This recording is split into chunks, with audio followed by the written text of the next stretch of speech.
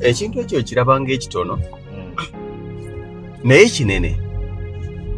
Ate waliwo omuntu akola ekintu oba akola statement nga tasoose kulowooza na kwefumiitiriza kibi nnyo. Olwo olutalo lw'okulwanyisa TikTok tulowooza nti lutalo lwa muntu omu. Lutalo lunene era lutalo lugazi. Nze ndi mu media. TikTok yasula radio ne TV. TikTok yasula amawulire. Oba ontegeera. Kitegeeza abantu ku lwaleero kampani ennene zikwata obulango ne zibuwa abaana ba TikTok ne zitabuwa abaana baki ne zitabuwa mikutu gya TV na radio. Tolowooza nti emikutu egyo miki. Era ebyo byonna bye baali bagamba TikTok biki mwino ziwandiisa zirina okuwa omusolo. Kubanga bali beemulugunya ne bagamba ffe mutujjako omusolo tetukyalaba bulango buli ku social media platforms. Ontegeera. Kati bino byonna ebyogerwa mbu TikTok bagiwere ntandise campaign TikTok ewerwe njagala babuuza. Mumanyi abantu bameka TikTok befudde ba miliyoni ya TikTok? Yes.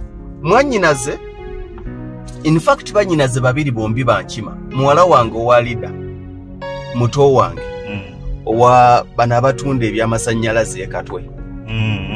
Abagundi. Kronja. Si Kron Japan. Ne Kron Japan Katwe giteekeko. Naye kati bano leader tunulira Mirembe Curtains. Yeah. Tunulira Mami Gadgets. Tunulira Century Gadgets. Tunulira company zitunda amataka. Sozo. Tunulira basozo. Tunulira Infotrust. Tunulira JB. Nkumenyere company kindekeriwa. Tunulira amasomero. Tunulira financial institutions. Zifuuse giant Mirembe ndoza kakyali ku dduuka lya kusatu. Okugulawo ya. Zifuuse giants lwa TikTok. Oba ontegeera lwa TikTok. Kati gwebuukira ku makya n'ogamba mbu ntandise olutalo TikTok bagiwere. Olutalo lw'oggulawo olumanyi. Mwe mutunuulira TikTok olw'abano abajja ne bawemula ne bajja ne beeyambula. Njagala okugamba nti abo abantu abavuma n'abeeyambulira ku TikTok tebakola wadde 10% for how important TikTok has been eri abantu. Okay. Tebakola wadde 10%. Batugamba TikTok yasula n'emizannyo gino. Yes, ne comedy. Ne comedy. Nalabye omwana Yashi Poppy.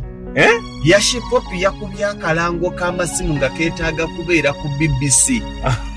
Naye ali ku TikTok. Omanyi sente mekaze bamusasudde tunulira tenge.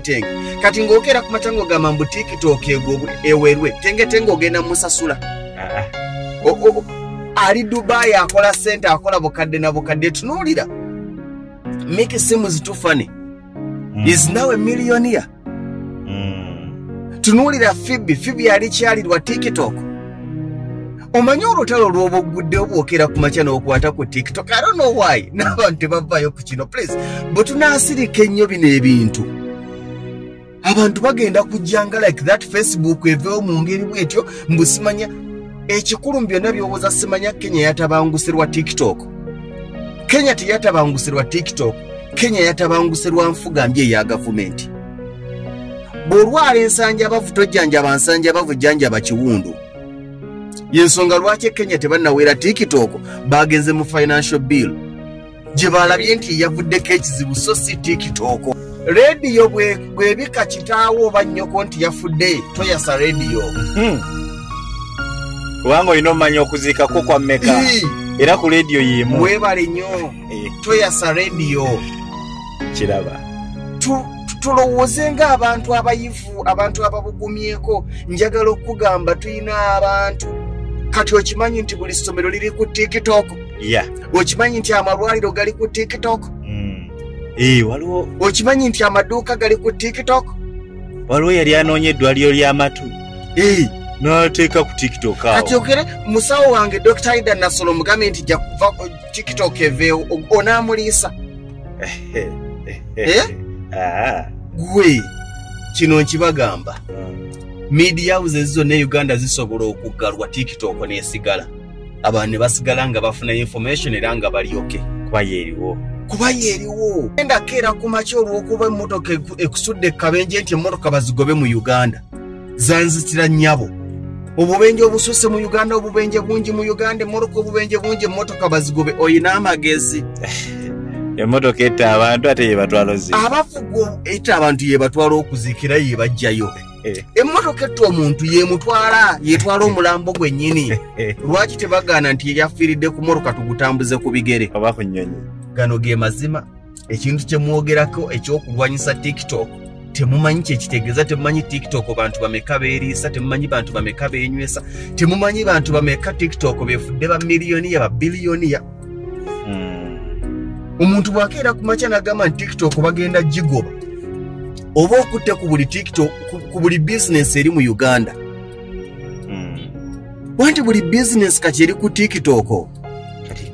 Kyekirina okukolebwa. Regulation. Omuntu bw'awemulira ku TikTok bamusibe. Ng'omuntu bw'akola akabenje k'emmotoka, bw'avuga ng'atamidde bw'avugisa ekimama tebawera mmotoka. Oyo akozesezza emmotoka obubi gwe bakwata. N'omulala n'amanya. Bino ebintu byetaaga kuyigiriza muntu. Kenya olutalo terwavudde ku TikTok, olutalo lwavudde ku bukulembeze butaalengera nsobi. Nga tennaggalwa. Okiraba? Nkiraba. Muganda wange. Nze manyi abantu and I respect them. Abafuuse kye bali nga bw'omubuuza lwaki ofuuse ky'oli nga n'emabega yaliwo era yali akola, naye okumanya by'akola tubitegeredde ku TikTok. TV yakusaba ng'obukadde 10 okulanga bizinensi yo.